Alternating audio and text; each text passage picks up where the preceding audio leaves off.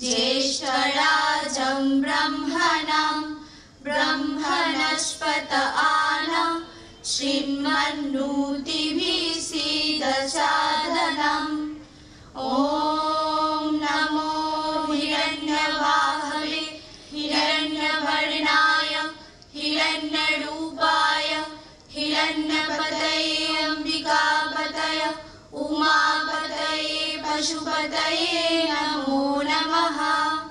ॐ शं नो मित्रः शं वरुणः शं नो भगवत्वर्यमा शं न इन्द्रो बृहस्पतिः शं नो विष्णुरुक्रमः। नमो ब्रह्मणे नमस्ते वायो त्वमेव प्रत्यक्षं ब्रह्मासि त्वमेव प्रत्यक्षं ब्रह्म वदिष्यामि ऋतं वदिष्यामि सत्यं वदिष्यामि तन्मामवतु तद्भक्तारमवतु अवतु माम् अवतु भक्तारम्। ॐ शान्ति शान्ति शान्तिः।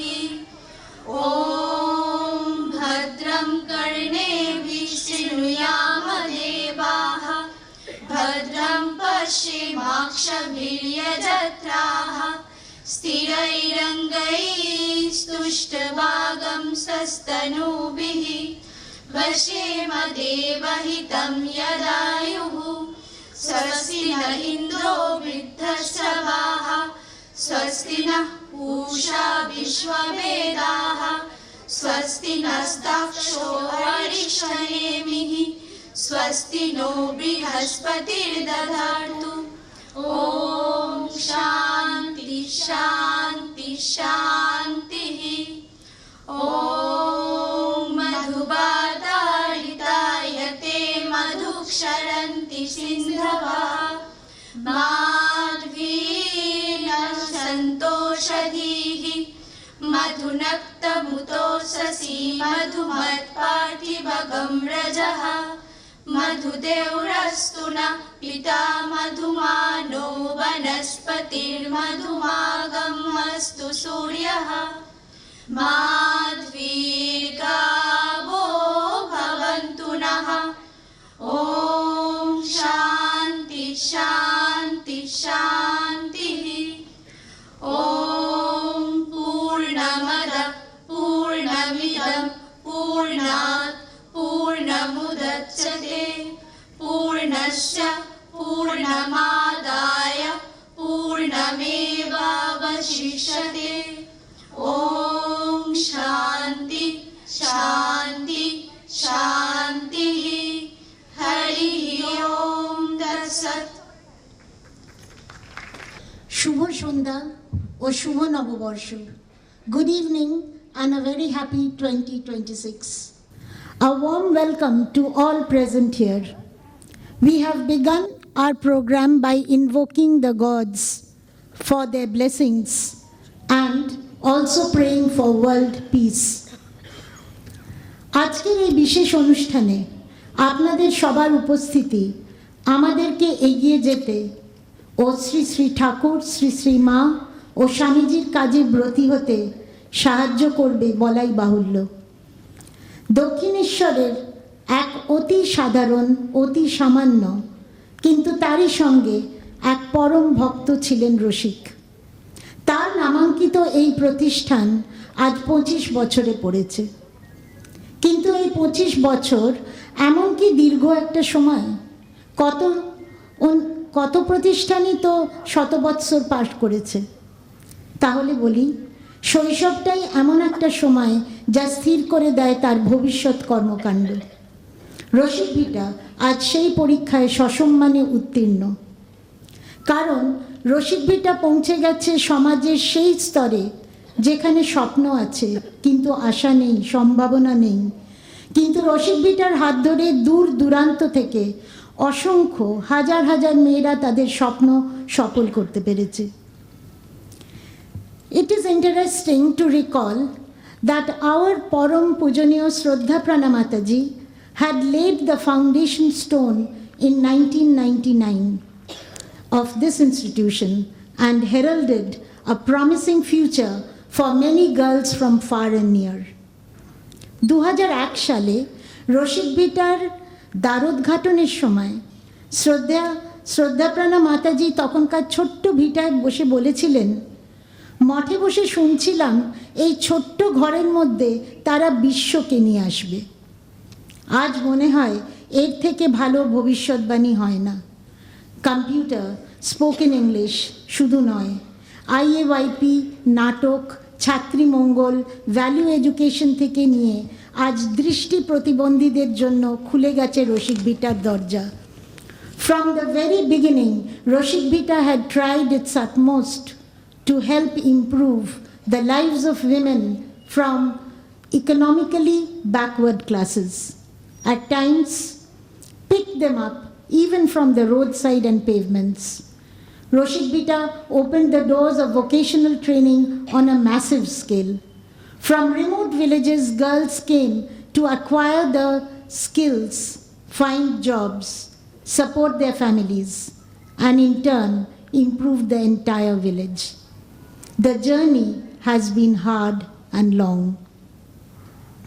এই প্রসঙ্গে না বললেই নয়, যারা আমাদের এই পথ চলা সহজ করেছেন, যাদের হাত সর্বদা আমাদের মাথার উপর, তারা আজ এখানে আসতে পারেননি ঠিকই, কিন্তু তাদের আশীর্বাদ আমাদের নিরন্তর এগিয়ে যেতে সাহায্য করছে।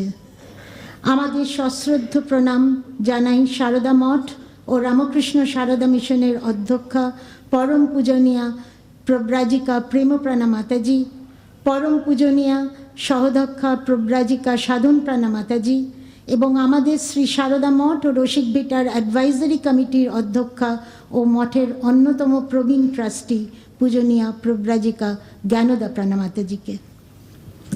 এবারে শুরু হতে চলেছে আমাদের আজকের অনুষ্ঠান।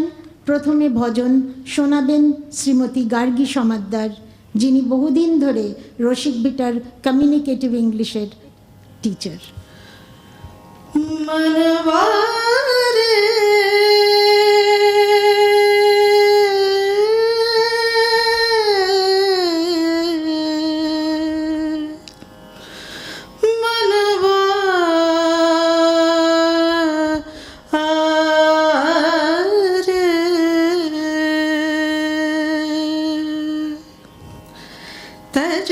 शयन को संग, तज विषयन को संग, त्यज विषयन को संग, तज विषयन को संग। क्षण भंगुर सब वस्तु जगत में, क्षण भंगुर सब, क्षण भंगुर सब, क्षण भंगुर सब वस्तु जगत में। हिम जल बीच तरंग, हिम जल बीच तरंग, तज विषयन को संग, तज विषयन को संग, तज विषयन को संग, तज विषयन को संग। मृग तृष्णा जल क्यों भटकावे, मृग तृष्णा जल, मृग तृष्णा जल, मृग तृष्णा जल क्यों भटकावे।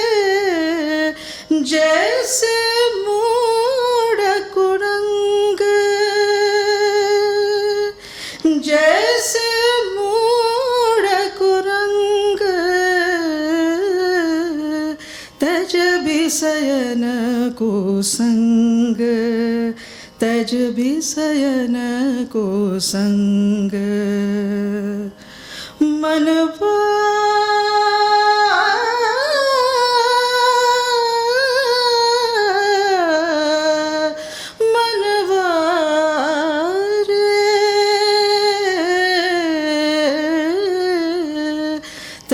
बिसयन को संग तज बिसयन को संग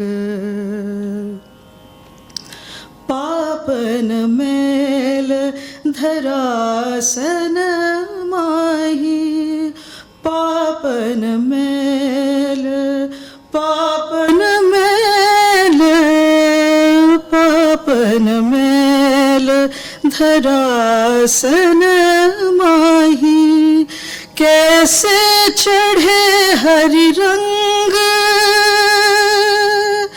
कैसे चढ़े हरि रंग तज बिसयन को संग तज बिसयन को संग मनवा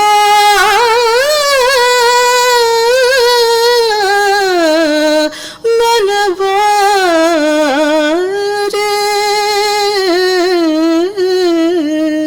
तज बिसयन को संग तज बिसयन को संग ब्रह्मानंद सुमर जगदीश्वर ब्रह्मानंद ब्रह्मानंद ब्रह्मानंद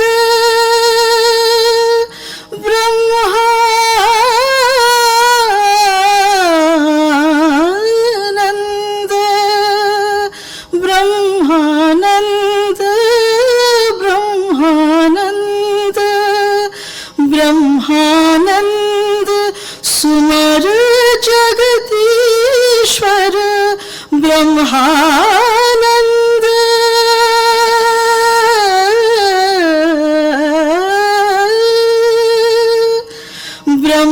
ब्रह्मानंद सुमर जगदीश्वर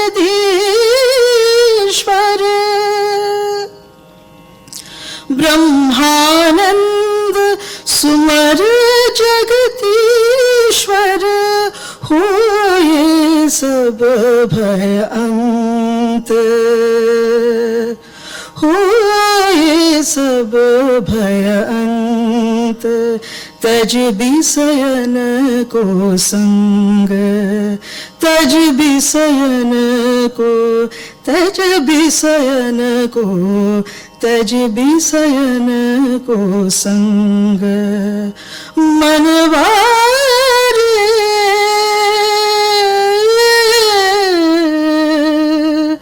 मनवा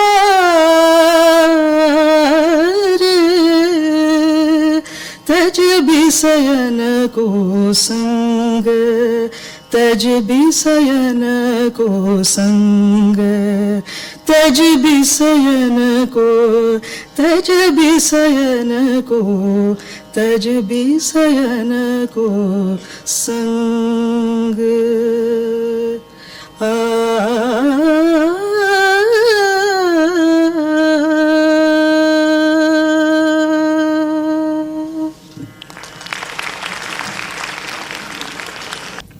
ধন্যবাদ গার্গী। এবারে আমি ডেকে নেব আমাদের রসিক ভিটা সেন্টার ইনচার্জ প্রব্রাজিকা নিত্যমুক্ত প্রাণা মাতাজি নিত্যমুক্ত প্রাণাজিকে স্বাগত ভাষণ দেওয়ার জন্য।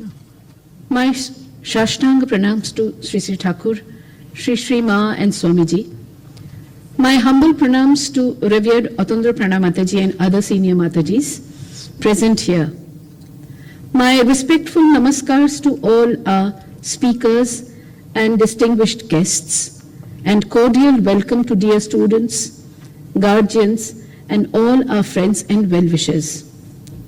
It is my pleasure to welcome you all as we have gathered here today to commemorate the 25 years journey of Sri Sharada Moth Roshik Bhita, Shikkha or Sanskriti Peeth.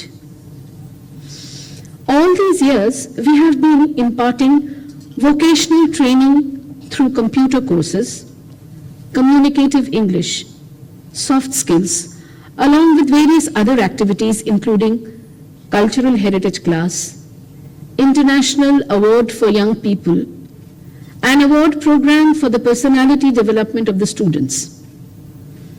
in October 2024, we started the Vivek Drishti project, an employability training program for the visually impaired girls, with M Junction as our CSR partner and Enable India Bengaluru as our knowledge partner.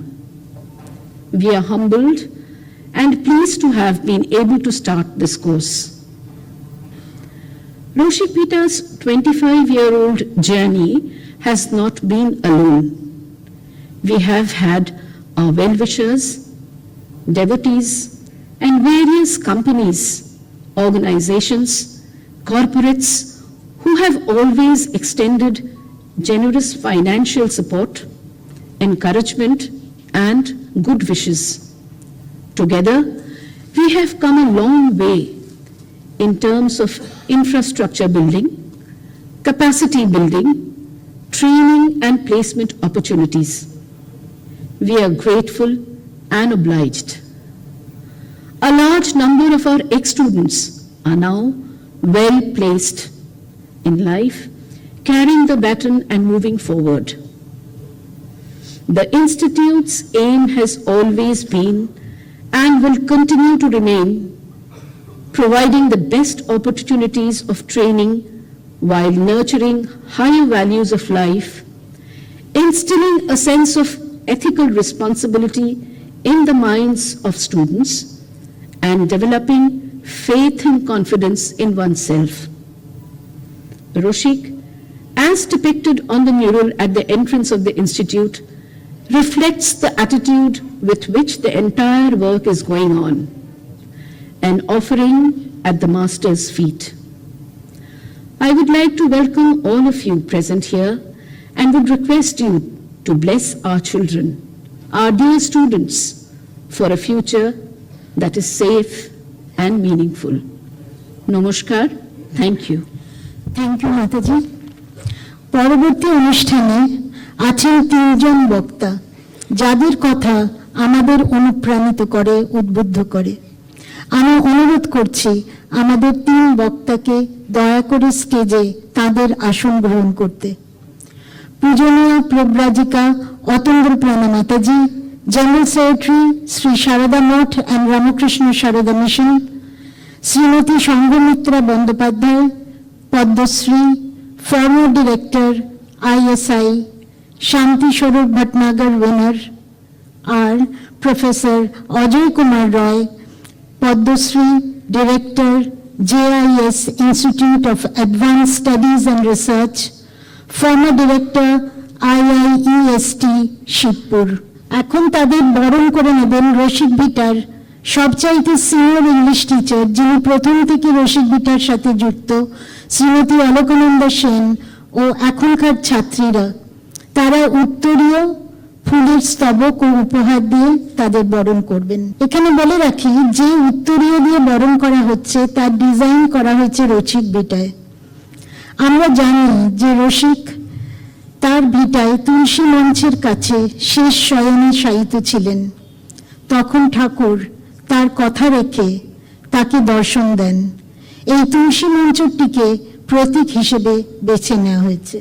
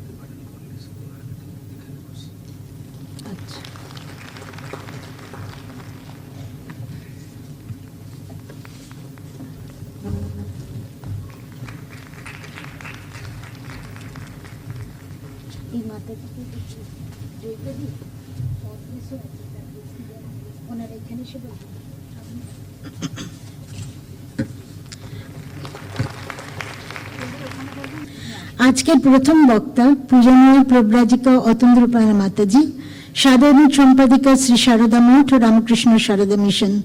তার বিষয় ঠাকুর মা স্বামীজির ভাব ও আদর্শ অনুযায়ী নারী। জননীং শারদাং দেবীং রামকৃষ্ণং জগদ্গুরুং পাদপদ্মে তয়োর্ষিত্বা প্রণমামি মুহুর্মুহুর। আজকে এই অনুষ্ঠানে যত সব আমাদের ভক্তরা উপস্থিত আছেন, গার্ডিয়ানসরা আর আমাদের মাতাজিরা, সবাইকে আমার শ্রদ্ধা প্রণাম। আমি একটা জিনিসটা নিয়ে যে আমার কথা বলবো, আমি তো ইংলিশে বলবো, কিন্তু আমি একটুখানি একটা জিনিস চিন্তা করে আমি এক্ষুনি চিন্তা করছিলাম যে এম্পাওয়ারমেন্ট নিয়ে আমরা এখানে চিন্তা ভাবনা করছি। এই ঠাকুর যে এই অবতার, যে কিভাবে উইমেন এম্পাওয়ারমেন্ট পেছনে উনার কি অবদান এখানে। আমার রেসিপিটাই একটা এক্সাম্পল। আমরা দেখুন 98-এ আশিস পাড়া অনেক কিছু কল্পনা নিয়ে ছুটে এসেছিল। এখন আমরা একটা এইখানে জমি পাবো, আমরা এই করতে হবে, তখন আমরা কেউ ভাবিনি সত্যি কথা বলতে। তখন ওই রকম একটা এত বড় জায়গাতে এটা এত বড় প্রতিষ্ঠান হবে, এত হাজার হাজার মেয়েরা পড়াশোনা করবে, এটা আমরা কেউ চিন্তা তখন করতে পারিনি।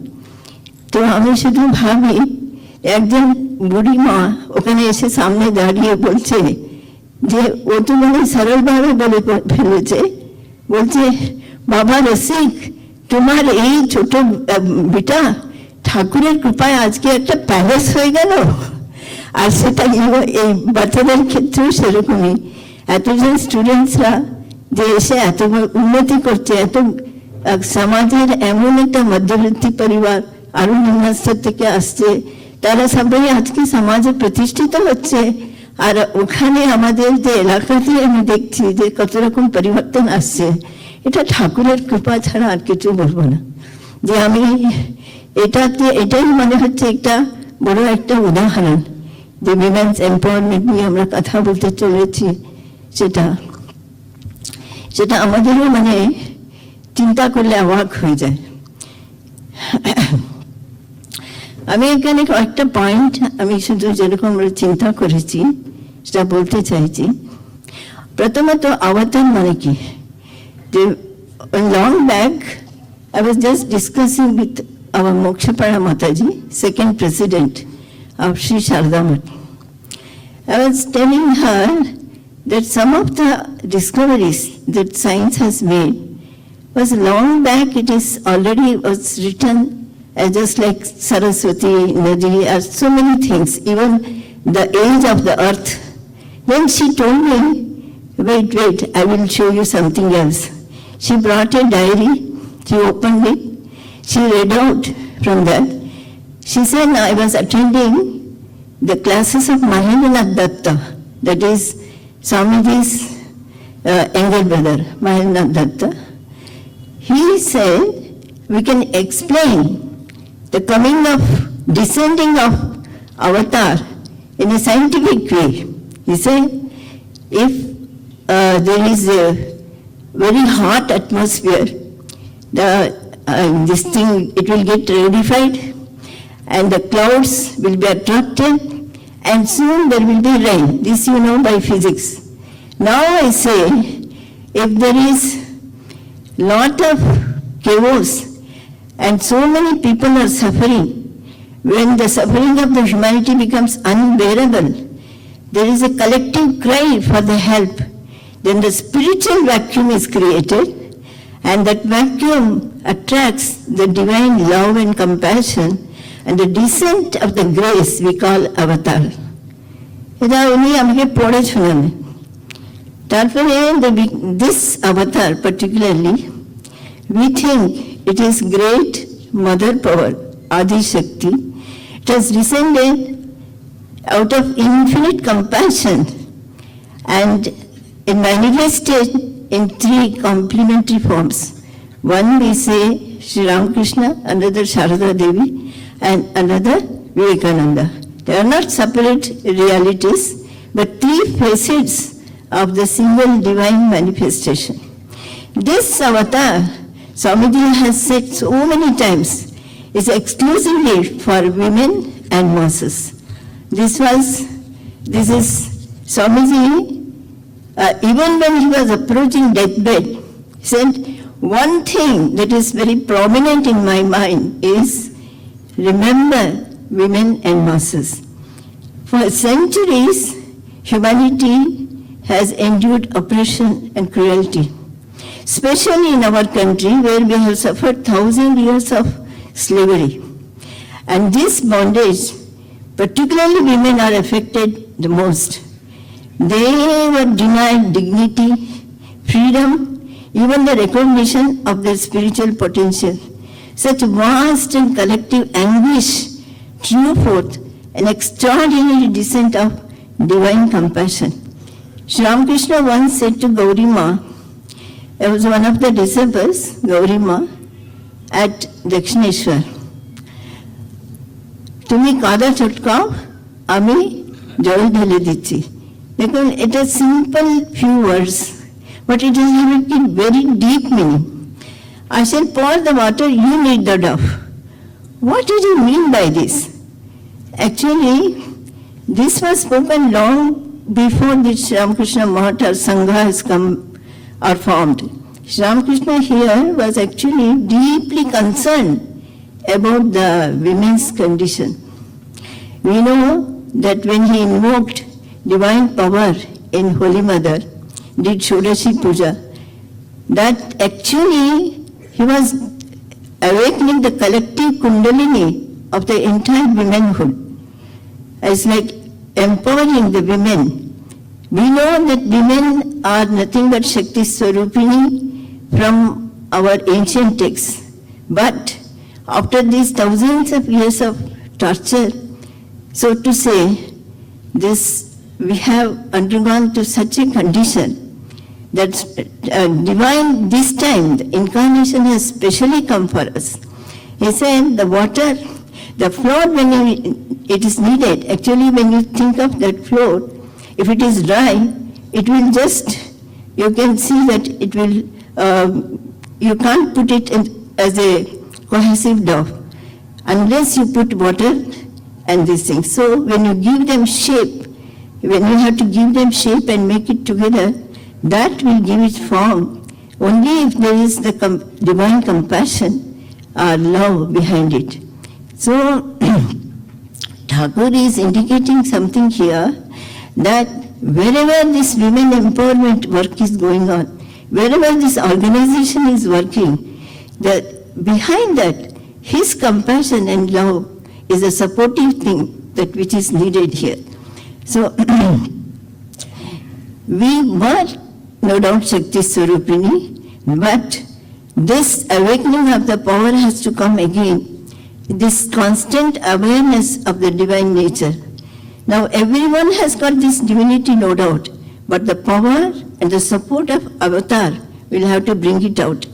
Again, these individual efforts, when infused with this power of avatar, his love and compassion and spiritual force, that is bringing out this united strength. Such organized empowerment alone can serve the higher good and work effectively for the welfare of the humanity. This avatar did not come just to console us. It has come to awaken us. As noted by Mary Louise Burke, she is a noted writer, American writer. She says, the compassion, divine grace that manifested now as Sri Ramakrishna was enormously great, and the redeeming power was exceedingly great. This is her words. And through this descent, India is destined to rise again. But at the heart of this awakening stands the empowered women.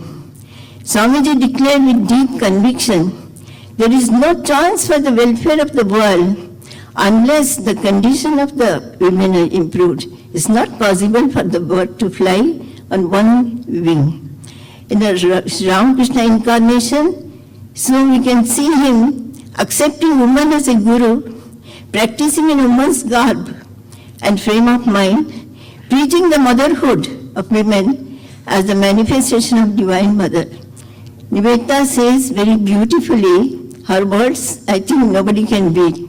She says, to guide and steady men through this age of confusion, Sri Ramakrishna and Vivekananda did mighty Udbodhan of mother worship, he says. When Holy Mother, with Holy Mother as a center of inspiration, Swamiji envisioned a mutt on the eastern bank of Ganga, where the brahmacharis and sadhvis will be trained. Actually, he came out of the Belur Math in a boat, and then the boat came, the sister Nivedita was waiting on the boat, and when he came towards Kalibari, the boat came forward, then he pointed out the place where we are having Sharadamat now. He pointed out the place and said, here I am going to build the mother's house for you, this one. So we are actually thrilled to hear that Swamiji's dream has really come true. He stressed that without Shakti there is no regeneration. India's weakness, he said, was all because Shakti was held in dishonor here. Holy Mother was born to revive the Shakti and making hard the nucleus. Once again the Gargis and Maitreys will be born. He said, we must first build the mother's house. Mother and her daughters, then father and father's sons. So even the mother's mutt was in his uppermost mind when he came back. Swamiji wanted perfect freedom for women. Women, he said, now are oppressed. That's why we see them as fox. But let them become free and you will see them as lions. The sister did an interview once and she asked Swamiji, Swamiji, what do you say for the women of this country? But you know very well, Swamiji never made distinction between women and men. So he was not caught in that net. He said, whatever I say to men, the same thing I say to women. Be proud that you are an Indian. Be erect and proud that you are an Indian. Maybe we have got something to take from others, but we have got much more to give. This you should have always in your mind. He believed that if I get 500 dedicated men, I can change the destiny of India in 50 years. But if I get the same number of women, I can change it in few weeks, he said. That much confidence he had. And Swamiji had this immense faith in the future generation of empowered women. And he foresaw them rising in every field. Even Mahapurush Maharaj quoted his words and he said, you will see what is the future, what is the result of mother's advent. Women will come up in all fields. Don't think not only in spiritual, they will come up in military, in political fields, in science, and every field, he said. That in 100 years, he also said in 100 years, you will see them coming up in all fields. So that is coming true now. Today, the world is increasingly recognizing what Swamiji foresaw a century ago. See, unless nurturing, caring, sustaining, balancing feminine energy balances this one, counteracts these aggressive and destructive forces, the humanity itself will be at risk. It will be at the brink of destruction. He also spoke of civilization taking 3 main traits. He said, Swamiji said, there are 3 main traits, Roman, Greek, and Hindu.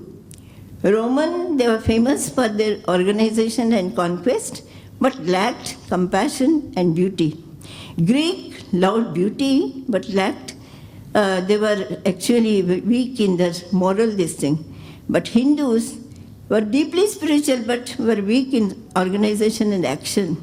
He said, in the future, in the coming future, we will see there will be women who will be mingling the best of all these races, and this best of races has to come out. The superhuman beings should come, and he believed that there will be globalization, it is inevitable. The globalization will again bring the global problems, and the remedy also should be global.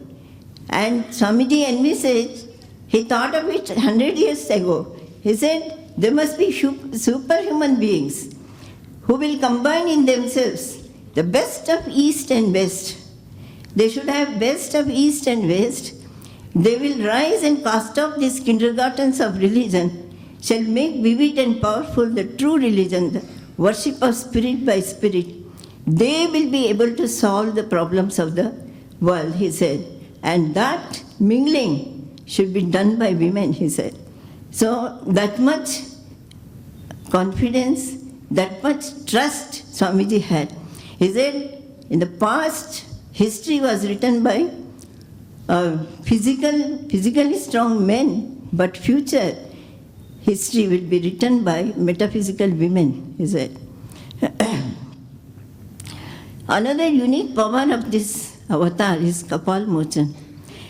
This destruction of the karmas that has already begun to bear the fruit. See, we, especially women, have suffered for thousands of years. We have got a collective karma also, collective social this force also. Now Holy Mother has assured, say, we are here. If anybody takes shelter in our divine, then their karma phala will be reduced to nothing. It will come, no doubt, but it will be reduced to nothing. And she always assured, even if you feel you have nobody, always remember you have got your mother. So that's why I always even tell our girls who want to go to foreign or wherever, I say, no, you just carry at least Holy Mother's photo with you. The mother said, no, I am always here. I am your mother. So that protection, that is a spiritual freedom exemplified through her life and is impossible without physical and mental freedom. That is why Mother came to break the barriers. Women, after suffering, they have erected mental barriers, mental prisons, and that have to be broken. That is what Mother is doing for us. The century-old prison walls that encased our minds, as why Swamiji said, even if one woman at times becomes Brahmarshi, thousands will follow. The pain barriers and prison walls erected in our mental fields have to be broken, and he declared that future women will come up in all fields. So Holy Mother also gave a simple and powerful assurance. If one prays to her sincerely, and she will answer. So this is the empowerment at its deepest level, not domination or imitation, but inner strength, clarity, and fearless self-reliance rooted in Divine Mother. So in this age, Divine, which has descended in this holy trio, have come to awaken humanity, and especially women, to their innate divinity. This avatar assures women of dignity, strength, spiritual authority, and transformative power. Let us take refuge in them. In doing so, we are not weak or dependent, but we will become fearless, compassionate, free, ready to shape a new India and a more balanced world. May the blessings of Holy Mother, Thakur and Swamiji guide us all and empower us all. Thank you very much.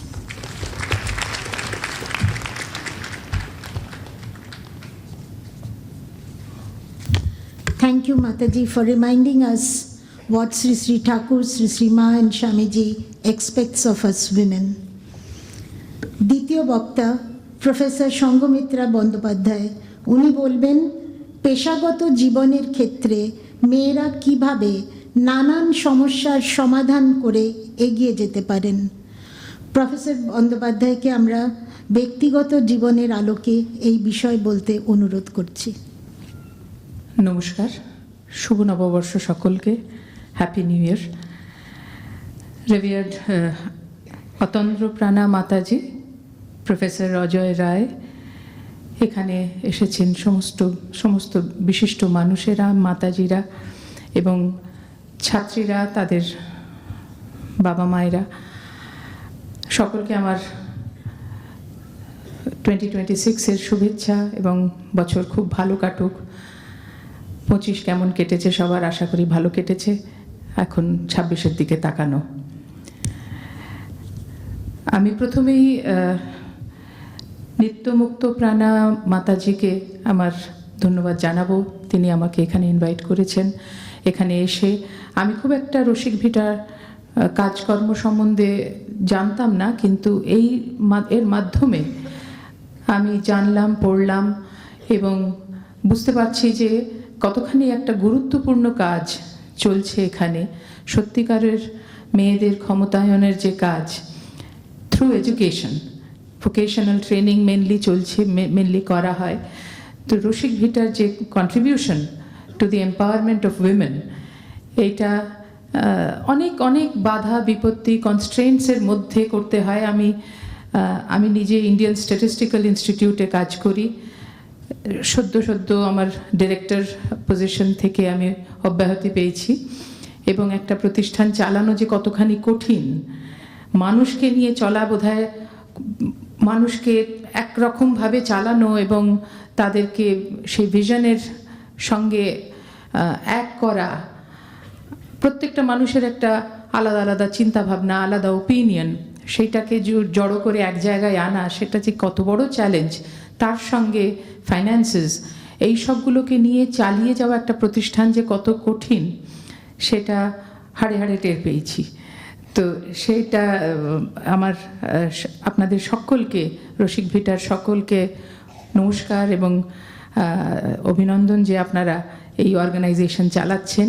এবং একটি জিনিস যেটা মেয়েরা বোধহয় particularly miss করে, সেটা হচ্ছে আমাদের রামকৃষ্ণ মিশন স্কুল সিস্টেমটা, এক্সেলেন্ট যে স্কুল সিস্টেম আছে, তাতে কত যে অসংখ্য ছেলেরা বেনিফিটেড হয়েছে তার বোধহয় ইয়ত্তা নেই।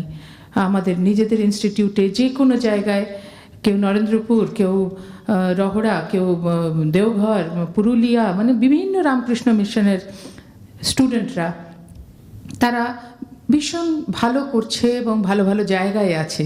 সেটা কিন্তু মেয়েরা এই সুযোগটা পায়নি। এটা একটা যদি আজ থেকে এখন হচ্ছে ভোকেশনাল বা স্কিল ডেভেলপমেন্ট এই দিকে ট্রেনিং, আগামী দিনে যদি সেই গ্যাপটাকে ফিল আপ করা যায় মেয়েদের জন্যে এবং এই প্রতিষ্ঠানের হাত ধরে, এটা মেয়েদের কাছে বোধহয় বিরাট একটা পাওনা হবে। কারণ আমি নিজে জানি যে রামকৃষ্ণ মিশন সিস্টেমের, সেটাই শ্রী সারদা মঠ, সেই সিস্টেমের যে অ্যাডমিনিস্ট্রেটিভ কেপাবিলিটি, এটি মানে অত্যন্ত হাই ক্যালিবারের, হাই কোয়ালিটির। সেটার থেকে মেয়েরা, আমাদের পশ্চিমবঙ্গের এবং সারা দেশের মেয়েরা যদি বেনিফিটেড হয় এই স্কুল সিস্টেমে, এর বোধহয় কোনো, এটা আমরা তাকিয়ে থাকবো যে আগামী দিনে, এবং যেটা যতটা সাহায্য করার চেষ্টা, যদি কোনো রকম সাহায্যে আসতে পারি নিশ্চয়ই চেষ্টা করব। কিন্তু এই যদি একটা অল্টারনেট স্কুল সিস্টেম মেয়েদের জন্য শুরু হয় এবং মেয়েদের হায়ার এডুকেশনটা, কলেজ, সমস্ত হায়ার এডুকেশন পুরোটা যদি হয় এই সিস্টেমের আন্ডারে, দারুণ হবে। আমাকে বলা হয়েছে যে মহিলারা কি বাধা তাদের জীবনে আসে, যাতে তারা সায়েন্স বা এই দিকের পারসিউটসগুলোকে, নিজের ক্যারিয়ারের পোটেনশিয়ালটাকে রিয়েলাইজ করতে তাদের অসুবিধে হয়। সেই বাধাকে চেনা এবং সেই বাধাকে কি করে অতিক্রম করা যায়, আমার নিজের জীবন থেকে কিছু বলার জন্যে আমাকে বলতে বলা হয়েছে। বাধা তো মানুষ মাত্রই, প্রত্যেকটা রাস্তায়, চলার রাস্তায় সবাই পায়, কিন্তু মেয়েদের বাধাটা একটু বেশি, অবশ্যই বেশি। এবং সেই বাধা যদি দেখতে হয়, কমলা সোহনি বলে একজন বায়োকেমিস্ট ছিলেন, তার গল্পটা যদি আমরা একটুখানি জানি, শিখি, তাহলে মানে বাধা কিভাবে অতিক্রম করতে হয় তিনি প্রথম আমাদের অনেকটাই দেখিয়েছিলেন। 1930s-এ তিনি কেমিস্ট্রি পড়েছিলেন মুম্বাই ইউনিভার্সিটি থেকে। তারপরে তার বাড়িতে বাবা কাকা এনারা কেমিস্ট ছিলেন। তো তারপরে তিনি ইন্ডিয়ান ইনস্টিটিউট অফ সায়েন্সে পিএইচডি করার জন্য ভর্তি হতে এলেন। তখন CV Raman director. CV Raman ওনাকে অ্যালাউ করলেন না মহিলা হিসেবে, যে মহিলারা রিসার্চ পারে না, ওইটা মহিলারা এখানে আসবে না। উনি হাল ছাড়লেন না, কিন্তু উনি সিভি রমনের অফিসের বাইরে সত্যাগ্রহে বসে পড়লেন এবং বাধ্য হলেন সিভি রমন ওনাকে অ্যাডমিট করতে ইন্ডিয়ান ইনস্টিটিউট অফ সায়েন্সে অনেক কটি কন্ডিশন দিয়ে। তার মধ্যে একটি কন্ডিশন ছিল যে তিনি ছেলেদেরকে ডিস্ট্র্যাক্ট করতে পারবেন না।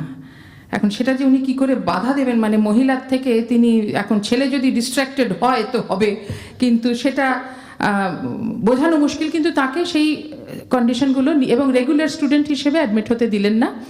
আর বললেন যে যতক্ষণ না সিভি রমন নিজে স্যাটিসফাইড হচ্ছেন ওনার কাজকর্মে, ততদিন, তার আগে ওনার কোনো কনফার্মেশন নেই, কোনো ডিগ্রি পাওয়ার কোনো প্রশ্নই নেই। কিন্তু তিনি ওই কন্ডিশনটা মেনে নিয়ে এগোলেন, কারণ সেই মুহূর্তে কন্ডিশন মানা ছাড়া তার নেক্সট স্টেপটা তো যেতে হবে। কিন্তু ওই যে প্রথম স্টেপ উনি নিলেন, উনি ফার্স্ট সায়েন্সে পিএইচডি বোধহয় ইন্ডিয়ার থেকে, এই যে ফার্স্ট স্টেপটা উনি নিলেন, তারপরে আমাদের স্টেপগুলো ইজি হয়ে গেল। তারপরে অবশ্যই ইন্ডিয়ান ইনস্টিটিউট অফ সায়েন্স মহিলাদের জন্য খুলে গেছে, কিন্তু আজ অব্দি ইন্ডিয়ান ইনস্টিটিউট অফ সায়েন্সে কিন্তু মহিলা ডাইরেক্টর হননি। কিন্তু আইআইটিতে বিভিন্ন জায়গায় দেখছি, 2015-তে আমি যখন প্রথম ইন্ডিয়ান স্ট্যাটিস্টিক্যাল ইনস্টিটিউটের ডাইরেক্টর হই, তখনও দেখি যে মহিলা অনেক কম হায়ার পজিশনে। কিন্তু আজকের দিনে দাঁড়িয়ে কিন্তু অনেক মহিলারা ভাইস চ্যান্সেলর, অনেক মহিলা ডিরেক্টর আছেন। আইআইটি সিস্টেমে প্রথম মহিলা ডিরেক্টর হয়েছেন, যদিও মানে আইআইটির মেন ক্যাম্পাসের কোনো নয়, কিন্তু আইআইটি বোধহয় মাদ্রাসের জাঞ্জিবার ক্যাম্পাসে। আইআইএমে মহিলা ডাইরেক্টর হয়েছেন, আইআইএম ক্যালকাটাতে ছিলেন, এখন অনেক কটি আইআইএমে মহিলা ডিরেক্টর। মানে রাস্তাগুলো খুলে যাচ্ছে, কিন্তু সেইগুলো ওই কমলা সাহনি, ওদের একটা বিরাট কৃতিত্ব যে তারা রাস্তাটা আমাদের জন্য খুলে দিয়েছিলেন, এবং সেই দায়িত্বটা আমাদের ওপরেও আসে আগামী দিনের মহিলাদের জন্য, যেন রাস্তাগুলো আরও অনেক সিম্পল হয়। কারণ লড়াইটা অনেকখানি ক্ষয় করে দেয়, তো মানে পোটেনশিয়ালটা পুরোটা অ্যাচিভ করতে অসুবিধা হয় তখন। আর সেই লড়াই যদি নিজের ঘরের ভেতর হয়, সেই লড়াইটা মানুষকে ভীষণভাবে দুর্বল করে দেয়, যার ফলে বোধহয় আমরা বেশি বেশি করে মেয়েদের দেখতে পাই না। অথচ একটা ইম্পর্টেন্ট স্টাডি করে যেটা পাওয়া গিয়েছিল, যে প্রতিষ্ঠানে মেনলি ইন্ডাস্ট্রিগুলোকে সার্ভে করা হয়েছিল, যে প্রতিষ্ঠানে মহিলার সংখ্যা বেশি, সেই প্রতিষ্ঠানে তার প্রফিটেবিলিটি বেশি হয়।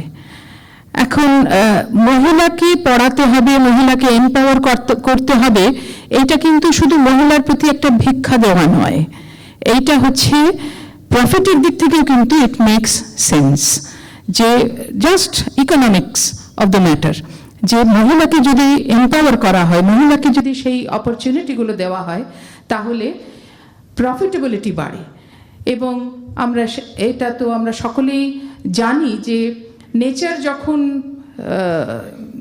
মানুষ তৈরি করেছে, মহিলা এবং পুরুষ নির্বিশেষে, আমার ধারণা ইন্টেলেকচুয়াল ক্যাপাবিলিটি সকলকে প্রায় সমান সমানই দিয়েছেন। এইবার অপরচুনিটি কি আছে আমাদের সামনে, কতখানি আমাদের সাপোর্ট সিস্টেমটা কি আছে, এইগুলো অনেকটাই ডিফাইন করে দেয় একটা মহিলা কোথায় গিয়ে পৌঁছবে। তার সঙ্গে সঙ্গে আছে মহিলার নিজস্ব মেন্টাল মেকআপ, এবং সেই মেন্টাল মেকআপটা ছোটবেলা থেকেই অনেকটাই বাচ্চাদেরকে যখন বড় করা হয়, মা বাবার মুখ থেকে বেরোয় ফর সাম রিজন মেয়েকে বিয়ে দিয়ে দিতে হবে, ছেলে দেখবে। এই জায়গাটা থেকে হয়তো এখন আমরা একটা স্তরের ওপরে, সোসাইটির একটা স্তরের ওপরে হয়তো খানিকটা সরে এসেছি। মহিলাদেরকে আর একদম জন্ম থেকে বিয়ে দিতে হবে, এইটাই শুধুমাত্র ভাবনার থেকে হয়তো সরে এসেছি, কিন্তু অনেকটাই কিন্তু এখনও সেই ভাবনার মধ্যেই পড়ে আছে, যার ফলে মহিলা জন্মালে আনন্দটা একটু কম, মেয়ে জন্মালে আনন্দটা একটু কম হয়। সেইগুলো কিন্তু অনেক মহিলারা এখন মানে সশক্তভাবে মা বাবার পাশে দাঁড়িয়ে অনেকটাই সেই জায়গাগুলো লুজ করে দিয়েছে, যে না, মেয়ে সাংঘাতিকভাবে পাশে দাঁড়াতে পারে মা বাবার, এবং মা বাবার এই এক্সপেকটেশনটাও যখন মেয়েদের কাছ থেকে আসবে যেটা এতদিন ছেলেদের কাছ থেকে এক্সপেকটেশনটা ছিল যে আমাকে দেখবে, সেই এক্সপেকটেশন মেয়েদের কাছেও যদি রাখতে শুরু করে তাতে কিন্তু মেয়েদের প্রেশারটা বাড়বে। এটা কিন্তু সত্যি কথা। এটা নয় যে একটা ছেলের খুব ইজি লাইফ, কারণ ওই প্রেশারটাকে ডেলিভার করা যে হ্যাঁ আমাকে ফ্যামিলিকে দেখতে হবে, এটা কিন্তু কম প্রেশার নয়। সেই প্রেশারটা যখন মেয়েদের কাছ থেকেও এক্সপেক্টেড হবে, সেইখানেই তখন মেয়েরা মানুষ হয়ে উঠবে। এবং সেই মানুষ হওয়ার রাস্তায় মা বাবাকে, সোসাইটিকে, সকলের একটা ইম্পর্ট্যান্ট রোল আছে। আমার নিজস্ব পার্সোনাল অভিজ্ঞতা যদি আমাকে বলা হয়েছে শেয়ার করতে, আসলে আমার সমস্যা হচ্ছে আমি তেমন একটা কোনো বাধার মধ্যে দিয়ে যাইনি। আমার মানে কোনোদিন মনে হয়নি যে আমাকে বিশেষভাবে কোনো লড়াই করতে হয়েছে। তো সেই দিক থেকে দেখতে গেলে হয়তো আই ওয়াজ ফরচুনেট, কারণ আমার মা বাবার কাছ থেকে, মায়ের কাছ থেকে পার্টিকুলারলি অবশ্যই শুনতে হয়েছে যে তোমাকে এটা করতে হবে, মেয়ে হিসেবে তোমাকে এটা করতে হবে। কিন্তু যেটা শুনতে হয়নি সেটা হচ্ছে মেয়ে হিসেবে এটা করতে পারবে না, এই কথাটা শুনতে হয়নি। যার ফলে কনফিডেন্সটা অটোমেটিক্যালি বিল্ড হয়েছে, পারি, কেন পারবো না। একবার মনে আছে একটা আমার মাসির বাড়িতে গিয়ে, তাদের বাড়িতে অনেক গাছগাছালি ছিল, আমরা তো কোনোদিন সেভাবে গাছের মধ্যে বড় হইনি, তো গাছে চড়বার খুব ইচ্ছে হয়েছিল। তখন আমি একটু বড়ই, মানে 8-9-এ পড়ি বোধহয়। তো গাছে চড়ার ইচ্ছে হয়েছিল, কিন্তু ভয়ও করছিল যে পড়ে যাই যদি। মা বললেন যে চড় না, আমি তো আছি নিচে। এইটা কিন্তু একটা বড় সাহস দিয়েছিল যে মা আছে দাঁড়িয়ে। মা যদি পড়তাম, মা হয়তো কিছু করতেই পারতো না, কিন্তু খুব একটা কিছু করতে লাগে না। যদি মানে সাহসটা কেউ যোগায়, অনেক দূর অবধি মানুষ এগিয়ে যেতে পারে। কারণ সত্যি যখন মানে বাধাগুলো আসে, বাধাগুলো আস্তে আস্তে অতিক্রম হয়ে যায়। মানে আমি সবসময় দেখেছি একটা চ্যালেঞ্জিং সিচুয়েশনে যদি ধৈর্য ধরে থাকতে পারি, রাস্তা ঠিক বেরোয়। চ্যালেঞ্জ থেকে অপরচুনিটিতে যাওয়ার রাস্তা আছে। আমরা অনেক সময় ধৈর্য হারিয়ে ফেলি, মেয়েরা ধৈর্য হারিয়ে ফেলি হয়তো। সেই ধৈর্যটা হারালে চলবে না। আর তাছাড়া অনেকেই বলেন যে আমি প্রথমে ফিজিক্স পড়েছি, তারপর কম্পিউটার সায়েন্স, অঙ্ক, এগুলো সবই নাকি মহিলাদের ঠিক স্যুট করে না। হ্যাঁ, মহিলারা নাকি এইগুলোতে দুর্বল।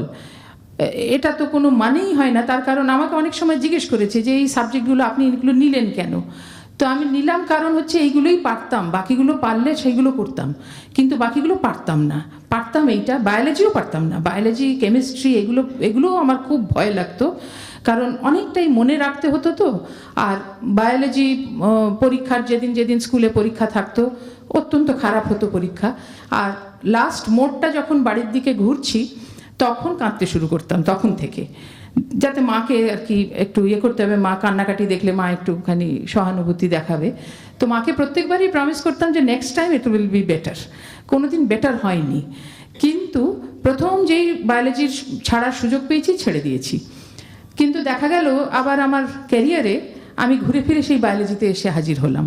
কেন? আমি কম্পিউটার সায়েন্সের কাজ করছিলাম, যেটাকে এখন যা আর্টিফিশিয়াল ইন্টেলিজেন্স, মেশিন লার্নিং, আমরা সেটা তখন করছি লেট 1990s, তখন করছি সেই সব কাজ। এবং আমার একটি ছাত্র এলো, সে আমাকে, তার বায়োলজি ব্যাকগ্রাউন্ড, সে আমাকে বোঝালো যে আমরা যে কাজগুলো করছি সেগুলো বায়োলজিতে ভীষণ তার অ্যাপ্লিকেশন, তো করা দরকার আছে। ও আমাকে বায়োলজি শেখাতে শুরু করলো, আমি ওকে কম্পিউটার সায়েন্স শেখালাম। আমি ভীষণ দুর্বল স্টুডেন্ট ছিলাম, আমাকে একই কথা 14 বার ওকে বোঝাতে হতো। আমি আজ শিখতাম, কাল ভুলে যেতাম, এইরকম চলতে চলতে প্রায় বছর দুয়েক ওই প্র্যাকটিস করতে করতে বায়োলজিটা খানিকটা মাথায় ঢুকে গেল। আর কম্পিউটার সায়েন্স, সেই ছেলেটি তো আমি যতটা বায়োলজি শিখেছি তার থেকে অনেক বেশি সে কম্পিউটার সায়েন্স লিখে, তখন প্যারালাল প্রোগ্রামিং লিখছে। হ্যাঁ, তখন এমনকি যাদবপুর ইউনিভার্সিটির ব্যাচেলার ছাত্রদেরকে ওই ছেলেটির কাছে পাঠানো হতো, দেখো প্যারালাল প্রোগ্রামিং কী করে লেখে। তো সে আমার থেকে অনেক ভালো স্টুডেন্ট ছিল। সে এখন অবশ্যই ইউএসএতে সে ওয়েল এস্টাবলিশড। তার এমনিতে এখানে একাডেমিক ক্যারিয়ার খুব দুর্বল ছিল, কিন্তু সেই ছেলেটি দেখিয়ে দিয়েছিল যে কমিটমেন্ট, হার্ডওয়ার্ক, সেটা দিয়ে কোন জায়গা থেকে কোন জায়গায় যাওয়া যেতে পারে। এই দেশে থাকলে কিন্তু হয়তো সে কোনো সুযোগ পেত না, কারণ তার রেজাল্ট অত্যন্ত খারাপ ছিল। কিন্তু আজকে সে একটা ভালো জায়গায় আছে, ইউএসএতে সেটেল করে গেছে। তো সেই জায়গাটাই দেখাচ্ছে যে হার্ডওয়ার্ক, এবং এটা মেয়ের ক্ষেত্রেও সত্যি, ছেলের ক্ষেত্রেও সত্যি, সবার ক্ষেত্রে সত্যি, যে হার্ডওয়ার্কের কোনো বিকল্প নেই। কমিটমেন্ট, হার্ডওয়ার্ক আজকেরকার দিনে এবং আগামী দিনে যত যাচ্ছি, এখানে কিন্তু ওই মাস্কুলিন পাওয়ার, যেটার জন্য ছেলেদের একটা অ্যাডভান্টেজ হয়, মাসল পাওয়ার, সেই মাসেল পাওয়ারের রিকোয়ারমেন্টটা অনেকটা কমে যাচ্ছে, কারণ এখন রোবোটিক্স এসে গেছে, এখন এআই এর যুগ। এখানে intellectual power will be much more important. কতটা আমরা সিস্টেমকে চালাতে পারছি, কতটা সিস্টেমের সঙ্গে কাজ করতে পারছি। তাই জন্য এখানে মেয়েদের কিন্তু পার্টিকুলারলি এখন এগিয়ে আসার অনেক অনেক বেশি সুযোগ আছে, সেটা এগিয়ে আসা দরকার। মেয়েদেরকে সেই কমিটমেন্ট, সেই হার্ডওয়ার্কটাও কিন্তু মাথার মধ্যে ঢুকিয়ে নিতে হবে যে হার্ডওয়ার্কের কোনো রকম কোনো অল্টারনেটিভ নেই, এটা করতেই হবে। আমি সত্যিকারের হার্ডওয়ার্ক শিখেছিলাম প্রথম, অবশ্যই আমি প্রেসিডেন্সি কলেজে যখন করছি, আমার বন্ধু বান্ধব দুজন হায়ার সেকেন্ডারি ফার্স্ট, তখন আমাদের বছর, আমাদের আগের বছর দুজন হায়ার সেকেন্ডারি ফার্স্ট আমাদের ক্লাসমেট, তারা আমাদেরকে প্রথম শিখিয়েছিল যে মানে কিভাবে একটা সুন্দরভাবে পড়াশোনা করতে হয়, একটা ডিসিপ্লিনে চলতে হয়। সেখান থেকে খানিকটা শেখা। ক্যালকাটা ইউনিভার্সিটিতে আমার দিদিমণি এখানে বসে আছেন, বনানিদি, ওনার কাছে আমরা ক্লাস করেছি। তো সেই ক্যালকাটা ইউনিভার্সিটিতে এসে ছোট্ট একটা ক্লাস, অত্যন্ত আনন্দ কেটেছিল, এবং সেখানে কম্পিউটার সায়েন্স প্রথম শেখা শুরু হলো। তারপর গেলাম আইআইটি খড়গপুর। আইআইটি খড়গপুর কিন্তু আমাকে সত্যি সত্যি শেখালো কিভাবে খাটতে হয়। সারা দিন রাত ল্যাব খোলা থাকতো, আমরা প্রচণ্ড কাজ করতাম। এমন গেছে অন্তত 1.5 বছরে অন্তত 2-3 বার গেছে যেখানে 48 ঘন্টা উইদাউট স্লিপ, কারণ আমাদের সাবমিশন আছে, সেটা করে ঘুমোতে ঘুমোতে সব ফিরছি ট্রেনে করে। এই যে তখন আমার প্রথম চুল পাকতে শুরু করলো, কিন্তু that was a very small price to pay. আমি যা শিখলাম সেখান থেকে, এবং অত্যন্ত আনন্দের সঙ্গে পড়াশোনা করা, এইটা খাটা, এইটা একটা বিরাট পাওনা ছিল আমার। তারপরে তো আইএসআইতে এলাম, পিএইচডি করলাম, সেখানে একই রকম প্রতিষ্ঠান, একই রকমের ওয়ার্ল্ড ক্লাস ইনস্টিটিউশন, সেখানে একই শিক্ষা আমার চলতে থাকলো। এবং তারপরে আস্তে আস্তে এই যে ডিরেক্টর হওয়া, এইগুলো সবই কিন্তু কোনোটার জন্য কোনো যুদ্ধ করে কোনো কিছু পেতে হয়েছে, সেটা আমার বোধহয় গুড ফরচুন যে সেইভাবে যুদ্ধেতে আমি ক্ষয় হইনি। ফ্যামিলি সাপোর্ট, মা বাবার সাপোর্ট, হাজব্যান্ডের সাপোর্ট, ছেলের সাপোর্ট, সব কিছু পেয়ে একটা জায়গায় আমি যে এসেছি, সেটা হয়তো সবার অতটা গুড ফরচুন না হলেও কিন্তু কখনো নেভার গিভ আপ, কারণ মেয়েদের পোটেনশিয়াল প্রচণ্ড। এবং যেমন আমাদের মাতাজি বললেন যে a bird can not fly with one wing, এবং এটা গোল্ডা মেয়ারের একটা গল্প আছে। এমনি একটা ছোট্ট গল্প বলে এবার শেষ করি, কারণ আরও অনেক অনুষ্ঠান আছে। যে গোল্ডা মেয়ার একবার ওনার তো ছিলই যে ছেলে মেয়ে নির্বিশেষ দুজনকেই কিন্তু we have to hold the sky high. আর একটা গল্প আছে যে কিভাবে উনি ছেলেদের এবং মেয়েদের একটা যে খুব ইউজুয়াল আমরা ভাবি যে একটা সময় ইসরায়েলে, তখন উনি ইসরায়েলের প্রাইম মিনিস্টার, একটা জায়গাতে খুব মেয়েদের গণ্ডগোল হচ্ছে, মানে মেয়েরা গেলে সেখানে নানান রকম অসুবিধাতে পড়ছে। তখন ক্যাবিনেটে আলোচনা হলো যে তাহলে সন্ধ্যের পরে মেয়েদের ওখানে যাওয়া বন্ধ করে দেওয়া হোক, যতক্ষণ না যারা গণ্ডগোল পাকাচ্ছে তাদেরকে ধরা যায়। উনি রেগে গিয়ে বললেন যে গণ্ডগোল পাকাচ্ছে ছেলেরা, ছেলেদেরকে ওই জায়গায় যাওয়া বন্ধ করে দেওয়া হোক। That is what is actually the thought process. আমরা অনেক সময় যারা মানে ফেমিনিজমকে ভাবি, বা মেয়েরা যদি কেউ বলে যে দেখেছো এই মেয়েটি ঠিক ছেলের মতন বাবা মার পাশে দাঁড়িয়েছে, আমরা অনেকে খুব আনন্দ পাই। ওটা আনন্দের জিনিস নয়, ছেলের মতন আবার কি, মেয়ের মতন দাঁড়িয়েছে। সেই feminism is not about women becoming more like men. It is about women being women and having the power to choose, to decide, and to have all the opportunities that anybody else enjoys. সেই অপরচুনিটিটাকে কাজে লাগাতে হবে। এবং সেখানে একটা জিনিস রতন টাটার একটা কথা বলে শেষ করব, সেটা হচ্ছে উনি বলেছিলেন none can destroy iron but its own rust can. একটা লোহাকে তার নিজের জং মরচে ধরে যাওয়া নষ্ট করে। আমরা কিন্তু দোষ দেওয়ার জন্য বাইরে খুঁজে লাভ নেই, দোষটা যদি না পেরে থাকি দোষটা আমার নিজের, এবং সেই মরচেটাকে খুঁজে বার করে সেটাকে পরিষ্কার করতে হবে। Thank you very much. সকলে খুব ভালো থাকবেন, 2026 সকলের খুব ভালো কাটুক। প্রফেসর বন্দ্যোপাধ্যায়কে অনেক ধন্যবাদ জানাই আমাদের এই ইন্সপায়ারিং কথাগুলো বলার জন্যে। কিন্তু আরেকটা কথা শেয়ার করে নিতে চাই ওনার সঙ্গে, যে শ্রী সারদা মঠের নিবেদিতা স্কুল কলকাতায় 100 বছর পার করেছে, বিদ্যাভবন কলেজ আছে, দিল্লিতে, ইন্দোরে, নাগপুরে, ত্রিচুরে, অরুণাচল প্রদেশের খনসা দিরাঙেও আমাদের স্কুলস আছে, এবং আমরা আপনাকে অ্যাসিওর করছি যে ডেফিনেটলি তারা খুবই ভালো করছে। ছেলেদের আগেই এই স্কুলগুলি হয়েছিল।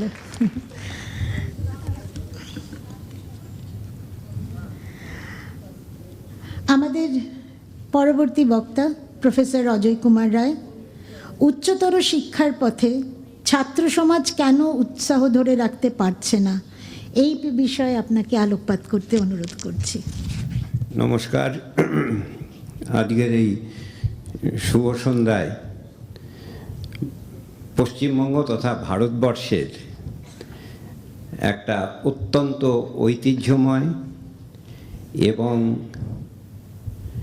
উজ্জ্বল এক অর্গানাইজেশন, অর্থাৎ শ্রী সারদা মঠ রসিকভিটা, তাদের এর মধ্যে দেখতে দেখতে সিলভার জুবিলি এসে গেল, এবং এই সিলভার জুবিলি অনুষ্ঠানে আসতে পেরে আমার কিন্তু সঙ্ঘমিত্রা যে বলল, আমার একটু অন্যরকম এক্সপিরিয়েন্স। সেটা হচ্ছে যে আমি অনেকবার এখানে এসেছি, মাতাজিদের সঙ্গে অতীতেও অনেকবার ইন্টারাকশান হয়েছে, এবং আমার বলতে কোনো বাধা নেই যে ওনারা যে sincerity, devotion, very hard work দিয়ে এতগুলো স্কুল এবং এত ছাত্রীদের পড়াচ্ছেন, এটার থেকে আমাদের অনেক অনেক শেখার আছে। বিশেষ করে যারা আজকে আমরা এডুকেশনের বিভিন্ন দিকে আমরা যুক্ত আছি, আমার খুবই ভালো লেগেছে। তো এই যে সঙ্ঘমিত্রা যেটা বললেন সেটা খুবই প্রণিধানযোগ্য, যে মেয়েদের এই বেড়ে ওঠার মধ্যে ন্যাচারালি অনেক সমস্যা তো এখনও রয়েছে, কিন্তু আমি কতগুলো তথ্য দিচ্ছি। সেটা হচ্ছে যে এখন কিন্তু আর ওই ব্যাপারটা নেই যে ছেলেরা প্রিডমিনেন্টলি বেশি। নো, আমি একটা ইনস্টিটিউটে আছি, সেখানে আমাদের মেয়ে স্টুডেন্টের সংখ্যা প্রায় 80%, ছেলেরা অনেক অনেক মাইনরিটি। শুধু মাইনরিটি নয়, একটা রিসার্চ ইনস্টিটিউট, প্রায় সবাই মেয়ে। টিচারদের মধ্যেও এখন আর আমরা মেল ফিমেল বলছি না, ফিমেল মেল রেশিও, ফিমেলরা অনেক বেশি মেয়েদের তুলনায়, তো সুতরাং ছেলেদের তুলনায়। তো সুতরাং এটা কিন্তু একটা সব দিকেই, মানে সমস্ত ইনস্টিটিউটে আগে যেটা ছিল যে প্রিডমিনেন্টলি ছেলেরাই বেশি পড়তো, সেটা এখন মোটেই ঠিক নয়। অনেক অনেক বেশি মেয়ে লেখাপড়ায় অনেক অনেক ভালো করছে, এবং সঙ্ঘমিত্রা হচ্ছে তাদের একজন খুব জীবন্ত একটা উদাহরণ। এখন আমি ওই ঠিক ছেলে বা মেয়ে বলে বলছি না, আমার বক্তব্য হচ্ছে কি যে জেনারেলি না এডুকেশনে ইন্টারেস্টটা কমে যাচ্ছে সব জায়গাতেই, ছেলেদের স্কুল হোক মেয়েদের স্কুল হোক, ইন্টারেস্ট কমে যাচ্ছে। কেন ইন্টারেস্ট কমে যাচ্ছে, এবং এটা কি শুধু এখন কমে যাচ্ছে? এখন অবশ্যই হয়তো একটু বেশি দৃশ্য তো আমরা দেখতে পাচ্ছি কমে যাচ্ছে, কিন্তু খুব কম সময়তেই খুব বিরাট একটা ইন্টারেস্ট ছিল। কেন ছিল না, এটার মধ্যে কিন্তু আবার আমার নিজের যেটা মনে হয় সেটা হচ্ছে লুকিয়ে আছে আমাদের এই শিক্ষা ব্যবস্থার একটা চরম একটা অত্যন্ত একটা অন্ধকারময় দিক। এটা পৃথিবীর শিক্ষা ব্যবস্থাতেই আছে, আমাদের দেশে মনে হয় ওটা একটু বেশি করে। সেটা হচ্ছে যে শিক্ষাটা হয়ে গেছে একমুখী, ইউনিডিরেকশনাল। আমি ক্লাসে আসবো, টিচার আমি একটা পড়ালাম, ছাত্ররা যারা আছে বা ছাত্রীরা যারা আছে তাদের কিন্তু তাতে কোনো ইন্টারেস্ট হচ্ছে কি না, এবং তারা কতক্ষণ তাদের অ্যাটেনশন রাখতে পারছে সে বিষয়ে আমরা মোটেই মনোযোগী হচ্ছি না। কেন? এই এখন যেটা দেখা যাচ্ছে যে একটা ক্লাসরুমে খুব বেশি হলে 10 থেকে 15 মিনিটে, একটা যদি 50 মিনিটের যদি ক্লাস হয়, বেশিরভাগ ক্লাসে 10 থেকে 15 মিনিট হচ্ছে ছাত্রদের বা ছাত্রীদের অ্যাটেনশানটা রয়েছে। বিয়ন্ড দ্যাট ওর মন সেই মনোমর মেঘেরও সঙ্গী, কোন মেঘে যে চলে যাচ্ছে, কোথায় কোথায় ছুটে চলেছে সে, কোথায় কে জানে। তো আবার অনেকক্ষণ বাদে মনটা আসলো, ততক্ষণে টিচার অনেকগুলো কথা বলে নিয়েছে। কেন হচ্ছে তাহলে? তার কারণ আমরা কিন্তু না বাই ডাইরেকশনাল এই শিক্ষাটাকে এখনও চালু করতে পারিনি। আমাদের ক্লাসরুমে আমরা বলবো টিচাররা, ছাত্ররা শুনবে না। এই বাই ডাইরেকশনাল যে শিক্ষা, এটা কিন্তু ভীষণ মজার। আমি এই প্রসঙ্গে একটা খুব মজার আপনাদের তথ্য বলি, গল্প বলি। আপনারা হয়তো জানেন, হয়তো নাও জানতে পারেন। এটা হচ্ছে আগেকার দিনে যাত্রা হতো না, আমরা যখন ছোটো ছিলাম যাত্রা দেখেছি, এখনকার দিনে আর দেখা যায় না। তো এই যাত্রাপালাগুলোতে কী হতো যে সেখানেও সবাই চারদিকে, সেই গ্রামাঞ্চলেই বেশি হতো, সব লোকজন সারা রাত ধরে যাত্রা চলছে, একটা ঐতিহাসিক কোনো পালার চলছে। তো মাঝখানে একটা নতুন ধরনের যাত্রা হলো। আমি যদিও আমার সঙ্গে ঠিক পরিচয় নেই, তবে দু একবার ওনাকে আমি টিভিতে দেখেছি, শ্রী চন্দ্রিল ভট্টাচার্য। তা উনিও নিশ্চয়ই এগুলো অনেকটা বলবেন পরে। খুব মজার ব্যাপার কি জানেন, আর আমার বন্ধু আছে এখানে প্রফেসর জয় সেন, আইআইটি খড়গপুরের, বহু দিন ধরে। জয় খুব ভালো বক্তা। আর অন্যান্য যারা আপনারা প্যানেলিস্ট আছেন তাদের কাছ থেকেও তো অনেক শেখার থাকবে। আমি ছোট্ট করে একটু বলছি, এটার নাম না টঙ্কা যাত্রা। এইটা এখন আর শোনা যায় না, এটা নাকি উঠে গেছে। সেখানে হতো কি যে যাত্রার মধ্যে যে একটা দুপক্ষে ওই কবির লড়াইয়ের মতো একটা প্রশ্ন করবে ও উত্তর দেবে।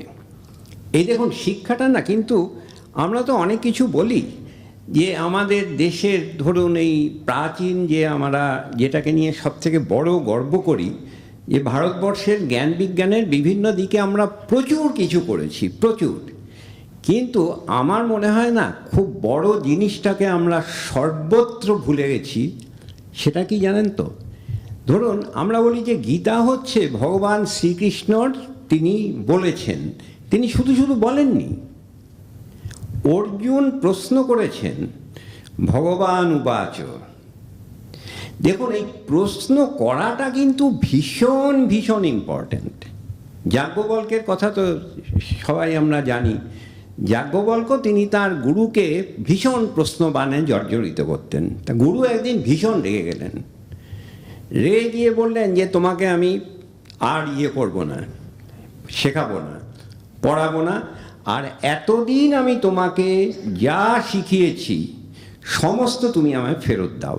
কি ভয়ঙ্কর কথা ভাবতে পারেন? গুরু বলছে যাজ্ঞবল্ক্যকে, টিচার বলছে যে যা শিখিয়েছি, তুমি যা শিখেছ সব ফেরত দাও। যাজ্ঞবল্ক্য বলল যে গুরুদেব আমি সব কিছু দিতে পারি, কিন্তু যেটা শিখেছি সেটা আপনাকে ফেরত দেবো কী করে? সেটা তো সম্ভব নয়।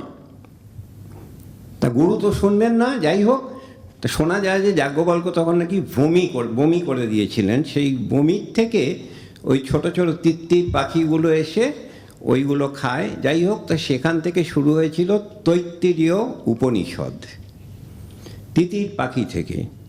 তো এই যে আমাদের দেশে কিন্তু এটা কিন্তু চিরকালই ছিল যে প্রশ্ন করবে এবং উত্তর দেবে। এটা এডুকেশনটা কিন্তু বাই ডাইরেকশনাল। শুধু আমাদের দেশে নয়, আপনি যদি গ্রিসে দেখেন, গ্রিসে সক্রেটিস, অ্যারিস্টটল, প্লেটো, অ্যারিস্টটল ভীষণ রকম বিরক্ত করতেন প্লেটোকে। বিরক্ত করতেন মানে কি, যে উনি এত প্রশ্নবাণে জর্জরিত করতেন। শোনা যায় অনেক সময় প্লেটো খুব অসন্তোষ প্রকাশ করতেন অ্যারিস্টটলের ওপরে, যে এত কেন প্রশ্ন। আর আমরা সে একদম স্কুল থেকে প্রশ্ন নয়, কোনো প্রশ্ন, তুই চুপ করে বস, বড় বেশি প্রশ্ন করছি, একদম আমরা না প্রশ্ন করাটাকে ক্লাসের মধ্যে একদম আমরা আমাদের জীবন থেকে সরিয়ে দিলাম। বাচ্চারা কোনো প্রশ্ন করবে না, যা বলছি শোনো, বই দেখে পড়ে এসো, ভমিট করে নম্বর পেয়ে চলে যাও। এইটা আমাদের খুব সমস্যা হয়েছে। তো ওই যাত্রার যেটা কথা বলছিলাম, আমাকে একজন বলেছিলেন খুব ইন্টারেস্টিং, রামায়ণ পালা হচ্ছে, তো রামায়ণ পালার মধ্যে 2 দিন ধরে চলবে, বড় রামায়ণ পালা।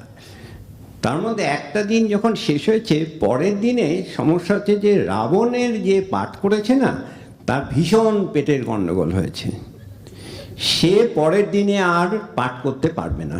তাকে গিয়ে সব যাত্রা যারা আর কি ম্যানেজার, তারা বলছে, আরে তুমি কালকে রাবণ হয়েছে, আমরা কি করবো এখন, মাঝ রাস্তায় কে রাবণের পাঠ করবে? সে বলছে যে আমি বিছানা থেকে উঠতে পারছি না, 20 বার করে আমাকে বাথরুম যেতে হচ্ছে, আমি পারবো না। তা মহা মুশকিল। তখন ওর বিপক্ষ একটা গ্রুপ ছিল, তাদেরও একজন খুব শক্তিশালী একজন অ্যাক্টর ছিল। সে বলল আমি করতে পারি, ওই দিনে 100 টাকা দিতে হবে। তা কি করবে, দিনে 100 টাকার করে তাকে নেওয়া হলো। তো সে এসে রাবণের পাঠ করছে। তা রাবণের পাঠ করতে করতে একটা জায়গায় শ্রীরামচন্দ্র তখন তীরধনুক নিয়ে তখন রাবণকে বধ হবে, মারবেন। রাবণ এরমভাবে হাত দেখিয়ে বলল, দাঁড়াও দাঁড়াও দাঁড়াও, তুমি যে আমাকে যে বান দিয়ে যে মেরে ফেলবে তো সবাই জানে, নতুন কি আছে, তুমি আমাকে জ্ঞান দিয়ে মারো তো। খুব ইন্টারেস্টিং কিন্তু, বুঝুন। তুমি দেখাও যে রামকে বলছেন রাবণ যে তুমি আমাকে জ্ঞানে পরাজিত করো, বানে নয়। তখন এদিকে যে রাম, সে তো খুব ঘাবড়ে গেছে, যাত্রা চলছে এদিকে, সব লোকজন হই হই, মানে সত্যি তো এটা নতুন ধরনের রামায়ণ এখন হবে, এখন জ্ঞান দিয়ে পরাজিত করতে হবে। তখন রামচন্দ্র বললেন যে ঠিক আছে। তখন তো রামচন্দ্র কি করবে, হঠাৎ করে এরকম একটা সিচুয়েশান হয়ে গেছে। তো রাম তিনি বললেন যে ঠিক আছে, তোমাকে আমি জ্ঞানেই পরাজিত করব, তা তুমি প্রশ্ন করো। রাবণ বললেন, ওই যে দূরে তাল বৃক্ষ দেখছো, তাল গাছ একটা, সেখানে 7টা সোনার তাল আছে। সেই সোনার তাল লঙ্কাতেই, ওই লঙ্কাপুরীর অদূরে, ওই সোনার তালগুলোর কোনটার কি সিগনিফিক্যান্স সেটা বলো। তখন রামচন্দ্র বললেন, আজকের মতো পালা শেষ, চারদিকে হাততালি, কালকে আবার হবে। এই করতে করতে 7 দিন ধরে এক্সট্রা পালা হলো। 700 টাকা বেরিয়ে গেল। ওই রাবণ বলেছে প্রতিদিন 100 টাকা। তো যাত্রা যারা তারা তো খুব তো মজা পেয়ে গেছে, তাদের খুব মন খারাপ যে তো ছাড়ছে না তো, রাবণ তো রোজ একটা করে ওই ভয়ঙ্কর রকম সব প্রশ্ন করছে এবং রামচন্দ্রকে ওগুলো উত্তর দিতে হবে। 700 টাকা বেরোলো বটে, কিন্তু যাত্রার লোকেরা বলল, খুব ইন্টারেস্টিং, বলল যে এই যে গ্রাম শুদ্ধ এতগুলো লোক 7খানা রামায়ণ জানতে পারলো। দেখুন, তারা রোজ এসে আজকের কি প্রশ্ন, তখন আর অন্য কিছু সব ভুলে গেছে। রাবণ প্রশ্ন করবে, রাম উত্তর দিচ্ছেন। 7 দিন বাদে তখন ওকে গিয়ে বলা হলো, আর নয় বাবা, আমাদের পয়সা আর নেই, তোমাকে 100 টাকা করে রোজ দিতে হচ্ছে, আজকেই শেষ করে দাও। যা রাবণ শেষ করে দিল, 700 টাকা নিয়ে চলে গেল। আর এই যে 7খানা রামায়ণ শেখা গেল। তার মানেটা হচ্ছে কি, যে আমাদের শিক্ষা ব্যবস্থার মধ্যে না ওই ইন্টারেস্ট আনতে হবে। মানেটা কি, আমাকে ইন্টারেস্টিং যদি করতে হয়, বাই ডাইরেকশনাল করতে হবে, প্রশ্ন উত্তর। আবার কি হচ্ছে, এই উত্তরের থেকে আরও প্রশ্নের সৃষ্টি হচ্ছে। প্রতিটা বাচ্চার প্রশ্ন থেকে টিচার হিসাবে কিন্তু আমার মনে আরও নতুন নতুন জিনিস আমার শিক্ষা হচ্ছে। আমার বলতে কোনো বাধা নেই, আমি সারা জীবনে আমার ছাত্রদের থেকে প্রচুর শিখেছি। অবশ্য আমরা আইআইটি খড়গপুরে, যেটা প্রফেসর বন্দ্যোপাধ্যায় বললেন, আমরা একসময় হায়ার সেকেন্ডারি সেই প্রথম 10-এর মধ্যে ইলেকট্রনিক্সে 7 জনই আমাদের ছাত্র হতো, সেই আর্লি 80s কথা বলছি। তো খুব ভালো ভালো ছাত্র ছিল। অ্যান্ড এই যে ওই বাই ডাইরেকশনাল ডিসকাশনের মধ্যে না এত কিছু শেখা যায়। আমি এখনও যখন বাচ্চাগুলোর সঙ্গে যখন কথা বলি, দেখি যে they so much to learn from them, এবং ওইটাকেই এখানে আনতে হবে টু মেক ইট ইন্টারেস্টিং। এডুকেশানটাকে ওই ড্র্যাব করলে চলবে না, খুব ওই এডুকেশানটাকে খুব আনন্দের সঙ্গে ওদের শিখতে হবে।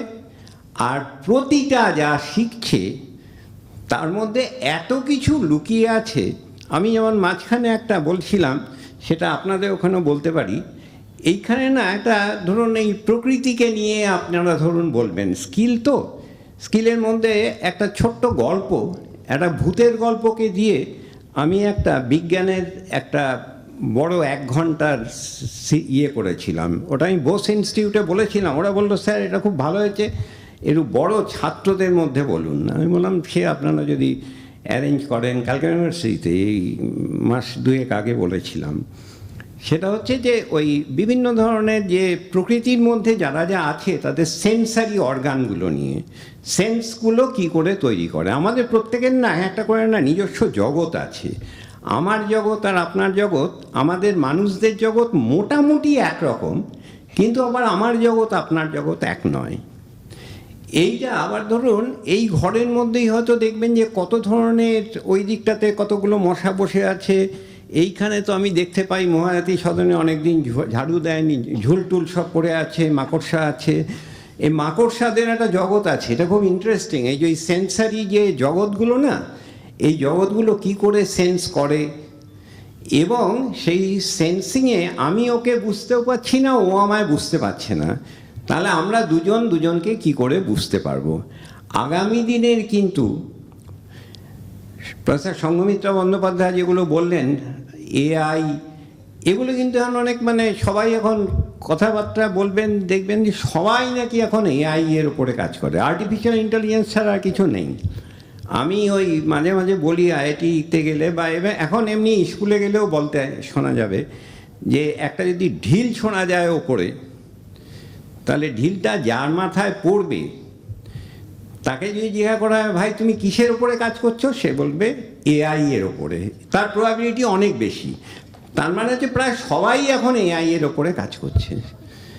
এইটা একটা চতুর্দিকে দেখবেন এআই নিয়ে, ওটা নিয়ে ব্যবসা চলছে, কিন্তু আসল এআই কেউ করছে না খুব একটা।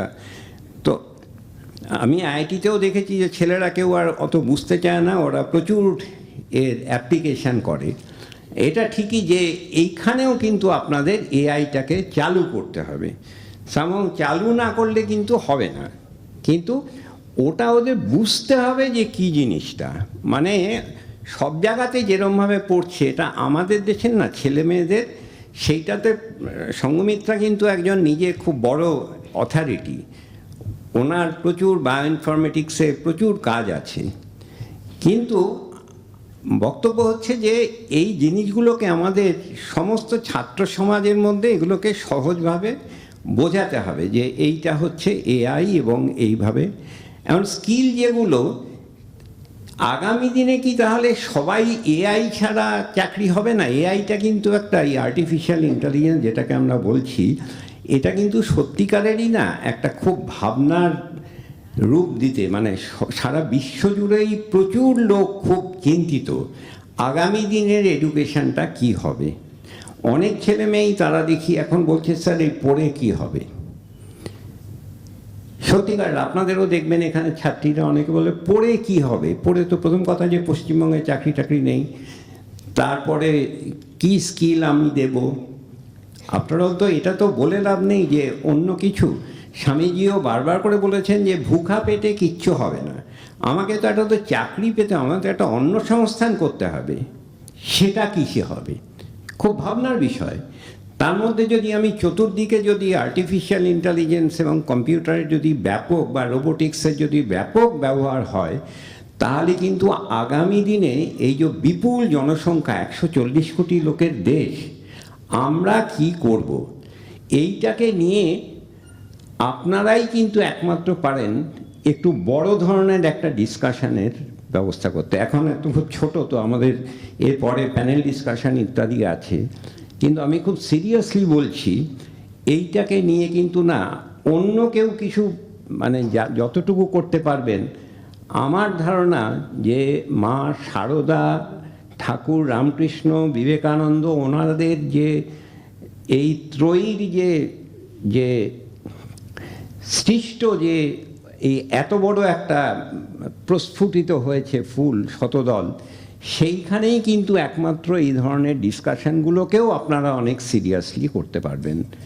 এবং এই ডিসকাশনগুলোর মধ্যে সমস্যা হচ্ছে যে খালি আমরা তো ডিসকাশন করলে হবে না, সেখানটাতে সঙ্গমিত্রার মতো লোক আইএসআই, আইআইটি খড়গপুর বা অন্যান্য যাদবপুর, শিবপুর সবাইকেই আসুক, এবং এসে সেখানে কিন্তু বলতে হবে প্রত্যেককে যে আমরা কোন দিকে এগোবো, আমাদের ছেলেমেয়েরা কী করবে।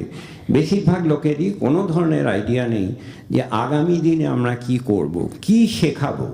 আজকে আপনি যেগুলো শেখাবেন দেখবেন যে তার মধ্যে অনেক কিছুই অবসলিট হয়ে গেছে, এবং সত্যি কথা বলতে কি আজ থেকে 10 বছর বাদে কি প্রয়োজন হবে অনেক কিছু জানাই যাচ্ছে না, যে কি ধরনের জব জেনারেট করবে। খুব ব্রড একটা ব্যাপারটা বলা যেতে পারে যে যেগুলো মনে হচ্ছে এখনো পর্যন্ত হবে, যে যেগুলোর অন্তত চাকরি বাকরি থাকবে, কিন্তু অনেক কিছুই চাকরি বাকরি কিন্তু অনেক কমে আসবে, থাকবে না তা নয়, এবং টিচারেরও তো রিকোয়ারমেন্ট অনেক কমে আসবে। আজকালকার দিনে দেখবেন এই ChatGPT এসেছে, তো এর জন্য আমি জানি না আপনাদের এখানে মানে মেয়েরাও ইউজ করছে কি না। আমি স্কুলগুলোতে গিয়ে দেখেছি কলকাতায় বিভিন্ন জায়গায় স্কুলের 9-10-এর ছেলেরা, তারা পর্যন্ত ওদের টিচারদের আমি বললাম যে কি ওরা, আমি ওই টিচারদের সঙ্গে না ওই ভায়া কথা বলে তো লাভ নেই, ডাইরেক্টলি ওদের সঙ্গে কথা বলি, তো ওরা একটু মিচকি মিচকি হেসে বলে হ্যাঁ স্যার করি। তো টিচাররা বলে ও কী করবো, ওরা তো ক্লাসেই আসে না। তো ব্যাপারটা একটা কীরকম, সেই রবীন্দ্রনাথের ওই ছেলেটা বলে একটা কবিতা আছে, ভারী সুন্দর কবিতা। তো সেখানে ছেলেটা মানে হচ্ছে একটা বাচ্চা ছেলে, তার নিজস্ব জগৎ আছে, তার সেই নেড়ি কুত্তা আছে, সেই নেড়ি কুত্তাটাকে নিয়েই তার ভীষণ রকম সময় কাটে। সে নেড়ি কুত্তাকে কে একটা দিন লাঠির বাড়ি মেরেছিল কোনো একজন প্রতিবেশী, তাকে গিয়ে এমন সে মার দিয়েছে ওই ছেলেটা। যাই হোক, সারাদিন সে এইসব করে বেড়াচ্ছে, খুব গরিবের ছেলে, গয়ালানি মাসির কাছে মানুষ হচ্ছে। তো স্কুলে গুরুমশাই বললেন, রবীন্দ্রনাথকে বলছেন যে শিশু পাঠে লেখা, আপনার লেখাগুলো একদম পড়ে না, কেটে কেটে পাতাগুলো রেখে দেয়, এমনি বাঁদর হয়েছে সে। রবীন্দ্রনাথ লাস্ট লাইনে লিখছেন যে সেটা তো আমারই দোষ, আমি কি পেরেছি ওর নেড়ি কুকুরের আর গুবরের কাহিনী লিখতে, ওর মনের সঙ্গে তো আমি তো যুক্ত হতে পারিনি। একটাই জিনিস, ইন্টারেস্ট যদি করতে হয় তবে বাচ্চাদের মনের সঙ্গে যুক্ত হতে হবে, এটা কিন্তু এর মধ্যে দ্বিতীয় আর কোনো ব্যাপার নেই। We have to be integrated. Teaching প্রফেশনে যারা আছেন তাদের, এবং প্রত্যেককেই এই একটা জিনিসই, এখানে হোক ওখানে হোক, আমার মতে এতে ছেলে মেয়ের খুব একটা কোনো ব্যাপার নয়। ছেলেদের ক্ষেত্রেও যা ট্রু, মেয়েদের ক্ষেত্রেও তাই ট্রু।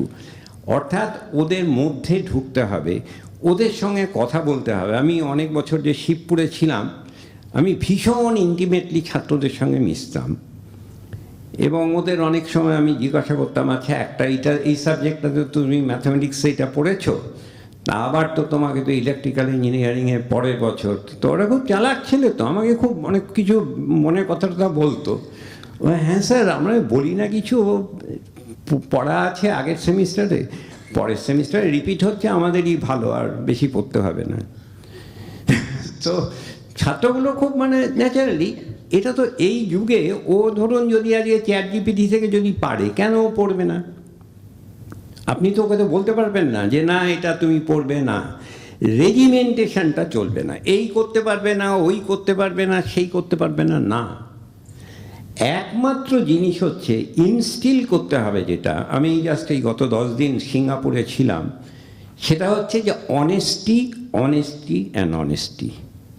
এই জিনিসটাকে যদি জাতের মধ্যে, সিঙ্গাপুরের যিনি প্রথম প্রাইম মিনিস্টার ছিলেন না, ওই করে আজকে আপনি যদি গিয়ে দেখুন দেশটা কোথায় নিয়ে গেছে, মানে ফার্স্ট ওয়ার্ল্ডও নয়, পৃথিবীর কোনো দেশ, মানে ওদের মনে হয় পার ক্যাপিটা ইনকাম পৃথিবীর হায়েস্ট সিঙ্গাপুরে, মানে চোখ ধাঁধানোর মতো।